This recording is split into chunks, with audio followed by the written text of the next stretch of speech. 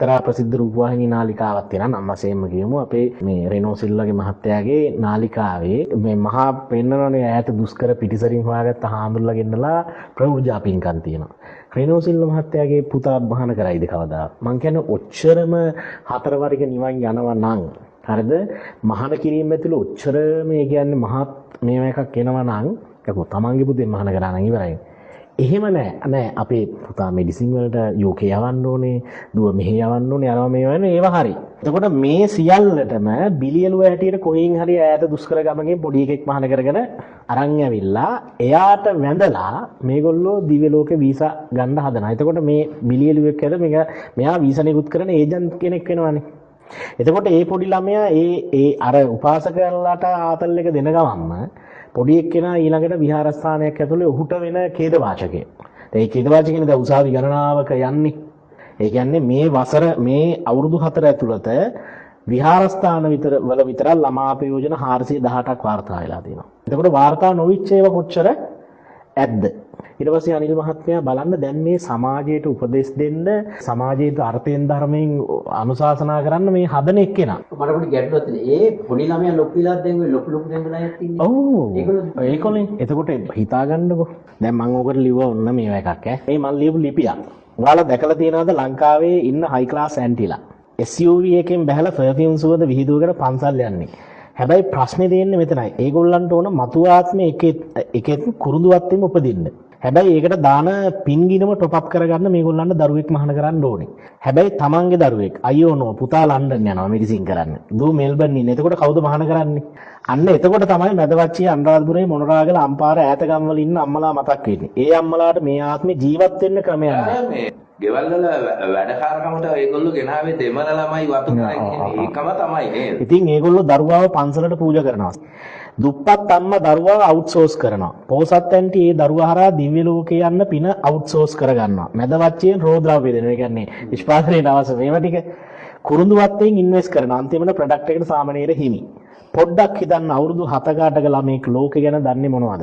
ඌ දන්නේ එකම දේ දුවන්න පනින්න සෙල්ලම් කරන්න. හැබැයි දවසක් උදේ බලද්දී කොණ්ඩේ නෑ, ඇඳන් ඉන්න කලිසම නෑ, පාත්‍රයක් අතර දීලා තියෙනවා. ඊට පස්සේ අර ඇන්ටිලා ඇවිත් මේ අවුරුදු 8 පොඩි එකා ඉස්සරහා දන ගහලා වඳිනවා. අනේ සාදු මට ලබන ආත්මෙත් මේ වගේ සල්ලි ලැබෙන්න ප්‍රාර්ථනා කරන්න. මට තියෙන ප්‍රශ්නේ මේ මම ලියපු ආටිකල් එක. අර අවුරුදු 8 පොඩි හාමුදුරුවන් මේ වෙලාවේ හිතින් මොනවද ප්‍රාර්ථනා කරනව ඇද්ද?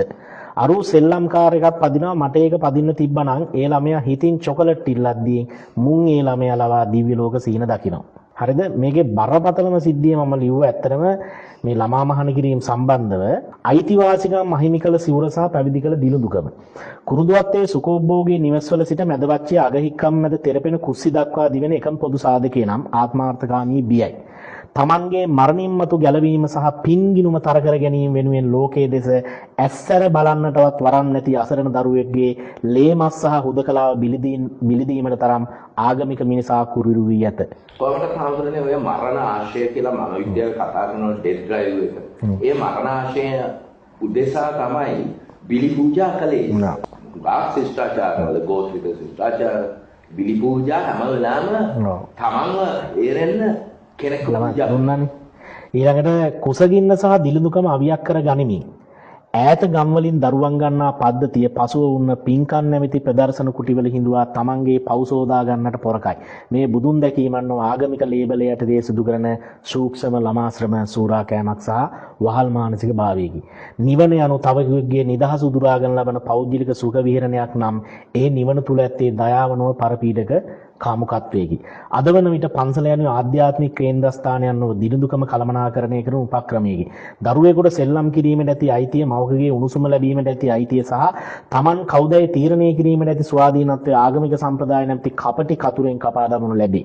ඉහළ පන්තියේ මිනිසුන් තමන්ගේ දරුවන් ලෝකයේ ඉහළම තාක්ෂණය සහ නිදහස වෙත මෙහෙයවද්දී පහළ පන්තියේ දරුවන් දිව්‍ය ලෝක වීසා නිකුත් කරන නියෝජිතයන් බවට පත් කිරීම මහත් ඛේදවාචකයකි. දැන් මේක තමයි මේ ලංකාවේ ප්‍රශ්නය. මට පොඩි ගැටලුවක් තියෙනවා. දැන් ඕක ඇත්තටම මේ ධම් බැරෑරුම් දෙන්නේ මේක අධිකරණයකට ගිහිල්ලා කොන්ටෙස්ට් කරලා මේක අභියෝගයක් ලක්ක ළමා අයිතිවාසිකම් උල්ලංඝනයක් කියලා මේක කරලා එහෙම දෙයක් ලංකාවේ කොහෙද වෙලා මොකක්වත් නැහැනේ. ඒ කියන්නේ ළමා ආරක්ෂක අධිකාරිය ප්‍රශ්නේ මේක ඇතුළට එන්නේ. මේක ඇයි කියන්නේ මෙහෙම එතකොට මේක අපි බොහොම මේ නිහඬව ඔහේ වෙන්න දෙයක් මේ කියලා ඇස්පියාගෙන් කවුරුත් පාර රාජ්‍යට එරෙහි වෙන්න බයයිනේ. මේ ළමයිගේ අධිකාරිකම් උල්ලංඝනය නැත්නම් මේ ළමයි යූස් කෙරිල්ලන්නේ පාවිච්චි යන්නේ මේ මොහොමේ මේ ජීවිත පැහැදිලියම ඒක. එතකොට මේක ලියුම කියවන එක හොඳයි. වයස්කාර ළමයෙක් අපි කැමැත්තේ අපි ලිංගිකව හිටියා. කැමැත්තේ හිටියා. එතන ඒක අපරාධයක් හරියට ගන්න. ඇයි මේක එතකොට ඇත්තටම බාලවයස්කාර දරුවෙක්ට තීරණය කරන්න බෑනේ තමන්ගේ ජීවිතේ. ඇත්තටම අවුරුදු 18 20 විතර වෙලානේ හොයාගන්නේ තමන් කරන විෂය මොකද්ද රැකේ. කේකෙව්ව කියනවා මම නාසා යනවා. මම එහෙම ක්‍රිකටර් කෙනෙක් වෙනවා. නේද? ඒක කියනවා අපි කොච්චර කියලා කියනවා. හැබැයි නිවන කියන එක පොඩි ළමයෙක්ගේ මේව එකක් නෙවෙයි, ආශාවක් නෙවෙයි. ඔව් එතනදී නිවන තේරෙන්න ඉතින් වැඩි ජීවිතේ ආශාවන් විඳලා තියෙන්නේ නැහැ. නිවන තේරෙන්නේ කොහොමද? එතන තේරුම් ඒ සමන් ගේන්නේ ළමයෙක් අඩු වයස ළමයෙක්ව ලිංගික එකතු වුණා ළමයා කැමැත්තෙන් කරත් අපරාධයක් නම් ආමුදුරුවරුන්ට මේ කරන එක අපරාධයක් නෙවෙයි ඒක. පැහැදිලිව මේදී. ඇයි ඒක මේක දෙකක් මෙතෙන්ට ඒක තමයි කියන්නේ මේ බුද්දිස් ඩීප් ස්ටේට් එක ඇතුලේ මේක පූජනීය කරලා තියෙද්දි දැන් අපරාධ පූජනීය වුණාන් පස්සේ මොකද වෙන්නේ? මෙහෙමයි. අපරාධ පූජනීය දැන් අර මවුලේ මේකම තමයි අපේ සෙමිනේරියේ අවසානයේදී දෙනවා. තෝරා ගැනීම. තෝරා ගැනීම. අනිත් එක අවුරුදු දානවා. අනිත් එක 16ට වැඩි අය තමයි ගන්නෙ. අවුරුදු 16ට වැඩි අය. එතන ඇත්තට පොඩි ලොජික් එකක් හරි දෙනවනේ. ඒ කියන්නේ ඒගොල්ලන්ගේ පූජ සෙමිනේරියට ඇතුල් කරගන්න.